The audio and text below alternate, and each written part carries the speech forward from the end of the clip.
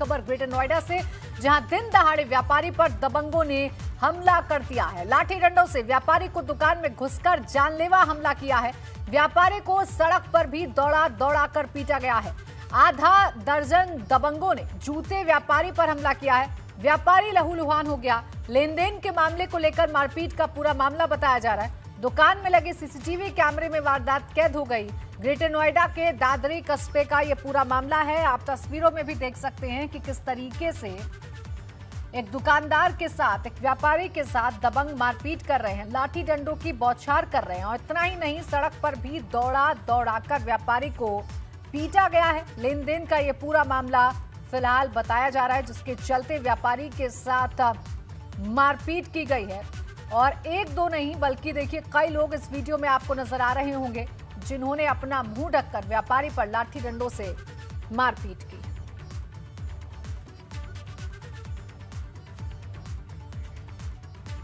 और मऊ से बाहुबली विधायक और माफिया मुख्तार अंसारी की मुश्किलें थमने का नाम नहीं ले रही हैं। मुख्तार अंसारी को पंजाब से यूपी की बांदा जेल शिफ्ट किए जाने की कॉपी औपचारिक तौर पर प्रयागराज कोर्ट में पहुंच गई है। आदेश की कॉपी पहले जिला जज के यहां पहुंची और वहां से वो स्पेशल कोर्ट के जज के पास पहुंची। एमपी-एमएलए कोर्ट के वकील सैयद अहमद नसीम ने सुप्रीम कोर्ट का आदेश औपचारिक तौर पर प्रयागराज की स्पेशल कोर्ट में पहुंचने की तस्दीक की है। ऐसे में अब संभावना है कि मुख्तार अंसारी को बांदा जेल शिफ्ट किए जाने के बाद स्पेशल कोर्ट ये फैसला ले सकती है कि मुख्तार को यूपी की किस जेल में रखा जाएगा। वैसे उम्मीद जताई जा रही है कि मुख्तार अंसारी को प्रयागराज की नैनी सेंट्रल जेल में रखा जा सकता है। माफिया घोषित किए गए पूर्वांचल के बाहुबली विधायक मुख्तार अंसारी की मुश्किलें लगातार बढ़ती जा रही हैं। उस पर कानूनी शिकंजा लगातार कसता जा रहा है। दरअसल सुप्रीम कोर्ट ने पिछले हफ्ते मुख्तार अंसारी को पंजाब से उत्तर प्रदेश की बांदा जेल में शिफ्ट किए जाने का जो आदेश जारी किया था, उसकी सर्टिफाइड कॉपी आज प्रयागराज की स्पेशल एमपी-एमएलए कोर्ट तक पहुंच गई है। ये कॉपी सुप्रीम कोर्ट द्वारा प्रयागराज के डिस्ट्रिक्ट जज के यहाँ भेजी गई थी। डिस्ट्रिक्ट जज के यहाँ से ये कॉपी आज स्पेशल एमपी-एमएलए कोर्ट के जज तक पहुंचा दी गई है।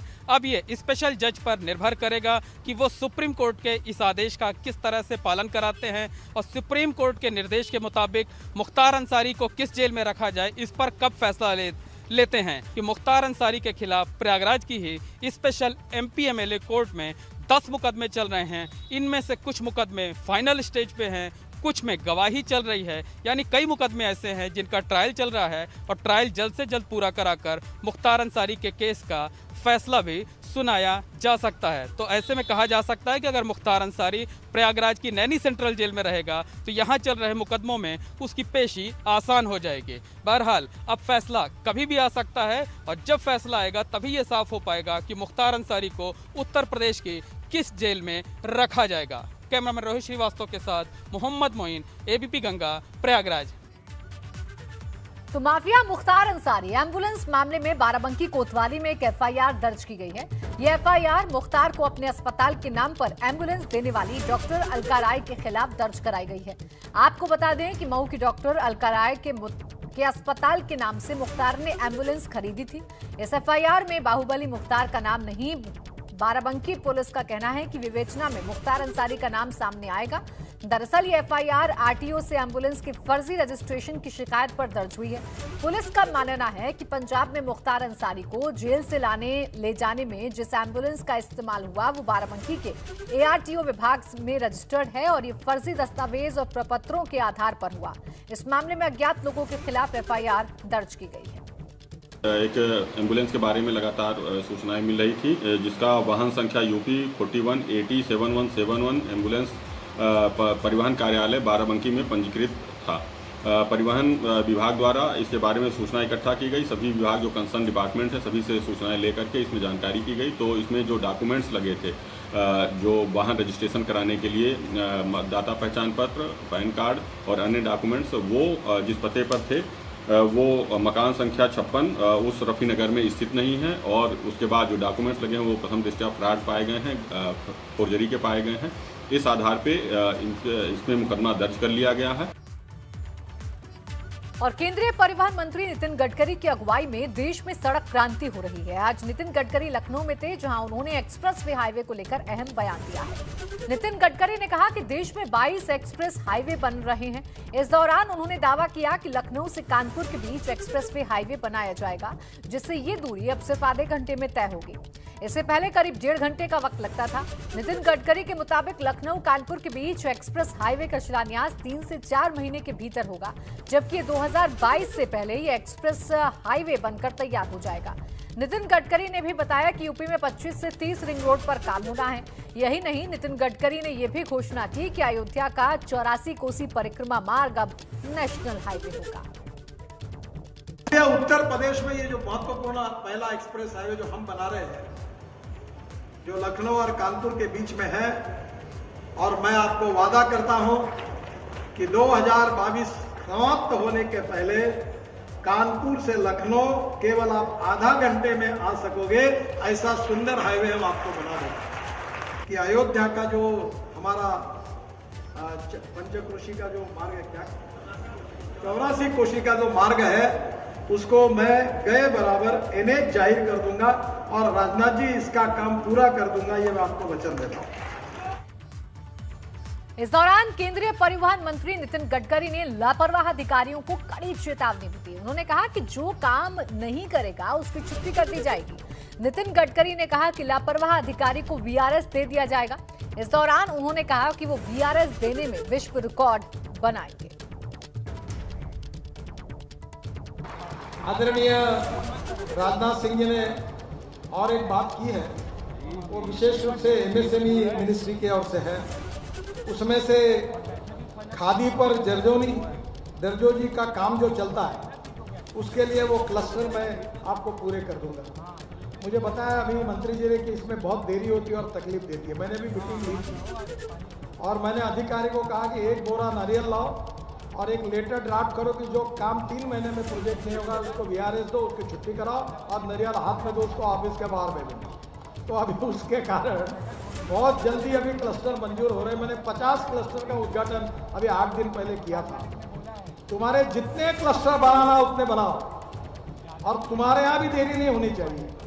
और 3 महीने के अंदर अगर नहीं हुआ तो मैं वीआरएस लेकर तैयारी बैठा हूँ किसको तो आप चिंता मत करिए। और मैं अभी मैंने उनको बता दिया कि मेरा रोड में बहुत नाम हो गया है। अब कितने लोगों को नौकरी से वीआरएस देने का मैं रिकॉर्ड बनाता हूँ, ये रिकॉर्ड मुझे बनाना है। जो काम नहीं करते उनकी छुट्टी करवाना है। तो आप आ जाओ, मैं पूरा काम आपको एक झटके में 3 महीने में पूरे काम कर दूंगा। वहीं त्रिस्तरीय पंचायत चुनाव की तैयारियों के मद्देनजर भाजपा ने प्रथम चरण में होने वाले फिलहाल 10 जिलों में जिला पंचायत वार्ड के उम्मीदवारों की घोषणा की है। प्रथम चरण में होने वाले जिला पंचायत सदस्यों के चुनाव के लिए बीजेपी ने गाजियाबाद में 12, सहारनपुर में 49, महोबा में 14, संतकबीरनगर में 30, कन्नौज में 28, झांसी में 24, कानपुर नगर में 32, गोरखपुर के 67, रामपुर जिले के 34 और चित्रकूट जिले के 17 उम्मीदवारों की घोषणा की है। इस दौरान 10 जिलों के कुल 307 जिला पंचायत सदस्यों की उम्मीदवारी का भाजपा ने ऐलान किया है।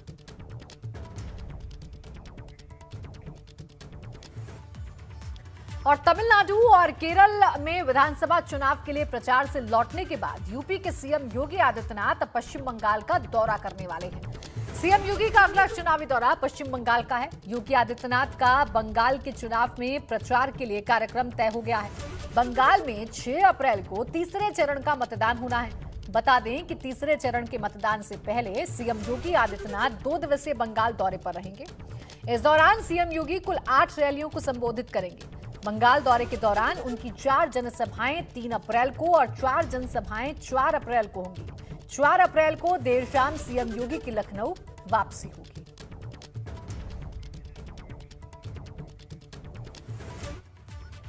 इधर एक दिन के वाराणसी दौरे पर पहुंचे उप मुख्यमंत्री केशव प्रसाद मौर्य ने ममता बनर्जी पर निशाना साधा। मौर्य ने कहा कि चुनाव में पराजय की बौखलाहट से ममता बनर्जी ऊल जरूल बयान दे रहे हैं। जो गुंडागर्दी होती थी, जो बूथ पर कब्जा किए जाते थे, जो लोगों को वोट डालने से के लिए निकलने से रोका जाता था, इस बार उस पर लगभग पूरी तरह से लगाम लगी है। इसीलिए दीदी बौखलाई हुई हैं, घबराई हुई हैं, इसीलिए वो पराजय के द्वार पर पहुंच गई हैं। ऐसा जान करके उल्टे सीधे गैर जिम्मेदाराना आरोप लगा रहे हैं। कार रहेगी उनकी और न वो इसको करने से रोक पाएंगे। और प्रदेश में पंचायत चुनाव को देखते हुए अवैध शराब बेचने वालों और उसे बनाने वालों पर लगातार कार्रवाई की जा रही है। गाजीपुर के जैतपुरा गांव में अवैध कारोबार में लिप्त जयप्रकाश यादव और फेकन यादव ने ईंट भट्टे की 1 करोड़ की संपत्ति कुर्क की गई। कार्रवाई के दौरान एसडीएम सदर और क्षेत्राधिकारी सदर की देखरेख में भारी पुलिस बल मौके पर पहुंचा और दोनों पर कुर्की की कार्रवाई की गई। ये थाना कोतवाली गाजीपुर में 680/20 गैंगस्टर एक्ट का मुकदमा पंजीकृत किया गया था जयप्रकाश यादव और फेकन यादव के खिलाफ। इन पर आरोप था कि ये अपने भट्टे की आड़ में अवैध शराब का निर्माण कराकर बेचते हैं। दोनों मुकदमे में चार्जशीट लगी। उसी मुकदमे में आज जिलाधिकारी गाजीपुर के आदेशानुसार धारा 14 के अंतर्गत इन दोनों जयप्रकाश यादव और फेकन यादव की लगभग 1 करोड़ की संपत्ति को 14 के अंतर्गत कुर्क कर लिया गया। उक्त संपत्ति में 2 भट्टे, 2 ट्रैक्टर और 1 कृषि भूमि शामिल है। पुलिस और आबकारी विभाग को प्रतापगढ़ में अवैध शराब का जखीरा पकड़ने में कामयाबी हासिल हुई है। पुलिस ने हथीगवा कोतवाली क्षेत्र में छापा मारा, जहां फरार शराब माफिया गुड्डू सिंह के फार्म हाउस से अवैध शराब का जखीरा बरामद हुआ। फिलहाल इसकी कीमत लाखों रुपए बताई जा रही है।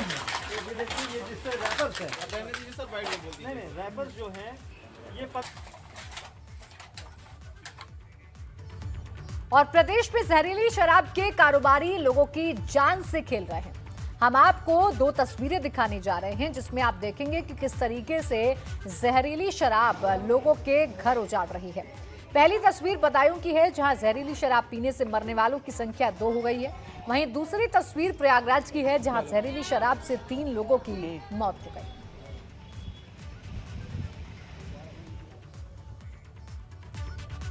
तो सबसे पहले बात बदायूं की करेंगे, जहां जहरीली शराब पीने से मरने वालों की संख्या अब 2 हो गई है। एक शख्स की आंखों की रोशनी चली गई है। मूसाझाग थाना क्षेत्र के तिगुलापुर गांव की घटना है। पंचायत चुनाव में पिलाने के लिए शराब लाई गई थी। 3 आरोपियों को पुलिस ने अब हिरासत में जरूर ले लिया है।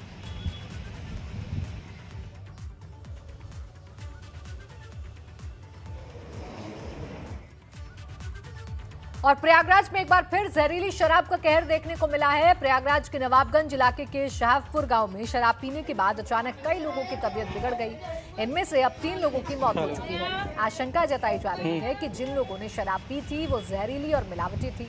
शराब में कई तरह के केमिकल और दूसरा जहरीला पदार्थ मिला होने से इनकी तबीयत बिगड़ गई।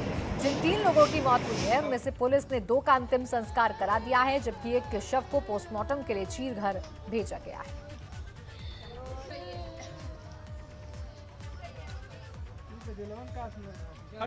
क्या मालूम चाहते होगे ना अगर मिला।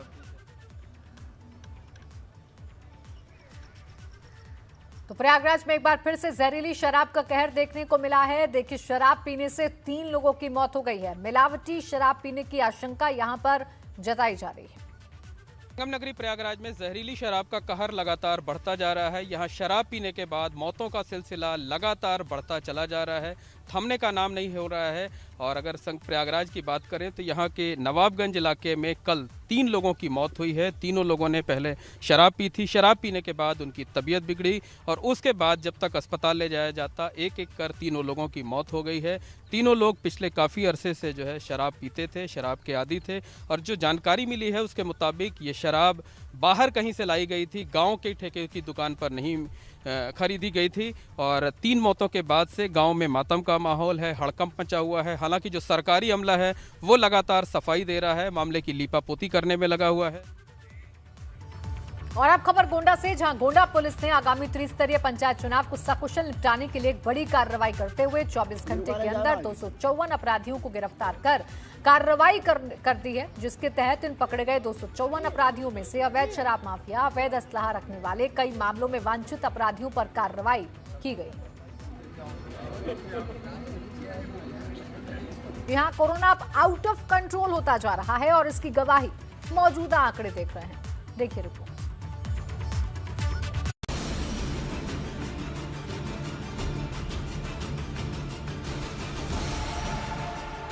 कातिल कोरोना ने फिर कहर बरपाना शुरू कर दिया है और इसके सबूत ये आंकड़े हैं। बीते 24 घंटे में देश भर में कोरोना के 81,466 नए मामले सामने आए हैं। जबकि 24 घंटे में ही कोरोना से 469 मरीजों की मौत हुई है। इससे पहले 1 अक्टूबर 2020 को 81,484 कोरोना केस आए थे। अगर बात करें देश में कुल एक्टिव केस की तो करीब 78% केस 5 राज्यों महाराष्ट्र, कर्नाटक, केरल, छत्तीसगढ़ और पंजाब से आए हैं, जिसमें अकेले महाराष्ट्र में 61% कोरोना के एक्टिव केस पाए गए हैं। जहां तक बात उत्तर प्रदेश की तो यहां भी कोरोना का खतरा तेजी से बढ़ा है। उत्तर प्रदेश में कल 24 घंटे में कोरोना के 2600 नए मामले सामने आए थे। वहीं लखनऊ में 935 नए केस सामने आए।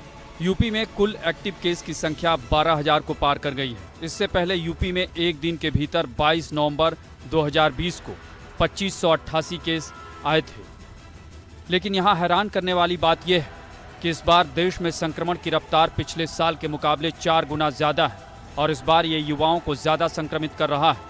इस बीच कोरोना के बढ़ते खतरे को देखते हुए यूपी सरकार ने 8वीं कक्षा के सभी स्कूल 11 अप्रैल तक बंद कर दिए। वहीं वाराणसी में रात 9 बजे से सुबह 9 बजे तक दुकानें बंद करने का निषेधाज्ञा लागू की गई है। लखनऊ में सिविल कोर्ट में कोरोना के कारण 13 अधिकारी और कर्मचारी संक्रमित पाए गए हैं, जिसके बाद कोर्ट को बंद करना पड़ा है। वहीं अगर बात करें देश भर में कुल कोरोना मामलों की संख्या की तो ये 1,23,03,131 हो गई है। इस दौरान कोरोना से अब तक कुल 1,63,000 लोगों की मौत हो चुकी है। वहीं अब तक 7 करोड़ लोगों को कोरोना वैक्सीन के डोज भी दिए जा चुके हैं। यानी देखा जाए तो कोरोना से बचाव का एक ही रास्ता है और वो है कोविड नियमों का पालन, यानी सावधानी हटी तो दुर्घटना घटी। Bureau report, ABP Ganga. Corona के बढ़ते संक्रमण को देखते हुए यूपी सरकार ने बड़ा फैसला लिया है कि कक्षा 1 से 8 तक के स्कूल 11 अप्रैल तक बंद कर दिए जाएंगे। निर्देश ये दिए गए हैं कि उत्तर प्रदेश के सभी सरकारी और निजी क्षेत्र के स्कूल 11 अप्रैल तक बंद रहेंगे। बाकी स्कूलों में कोविड प्रोटोकॉल का सख्ती से पालन करवाने के निर्देश हैं। बता दें कि पहले सरकार ने स्कूलों को 4 अप्रैल तक बंद किया था। अब इसकी अवधि को बढ़ाकर 11 अप्रैल तक किया गया है। कोरोना संक्रमण अब देश में बेकाबू होता जा रहा है। स्कूली छात्रों में बढ़ रहे संक्रमण के मामलों को देखते हुए अब अधिकांश राज्य सरकारें स्कूल और कॉलेज को दोबारा बंद करने का फैसला लेने पर मजबूर हैं। और अब लखीमपुर खीरी से खबर है, जहां लोगों को कोरोना का जरा भी खौफ नहीं है। सब्जी मंडी में लोगों की भीड़ है। गोला सब्जी मंडी में कोरोना नियमों की धज्जियां उड़ाई जा रही हैं। आप तस्वीरों को देखकर खुद अंदाजा लगा सकते हैं। इन तस्वीरों को देखकर बिल्कुल नहीं कहा जा सकता कि कोरोना की दूसरी लहर आ चुकी है और ये खतरनाक है, लेकिन लोग इसे मानने के लिए तैयार नहीं है, इस खतरे को समझने के लिए तैयार नहीं है। यही वजह है कि सार्वजनिक जगह पर बिना दूरी बनाए भीड़ इकट्ठा कर रहे हैं। मास्क का भी उपयोग अब लोगों की तरफ से नहीं किया जा रहा है और ये उनकी जान के लिए खतरनाक है।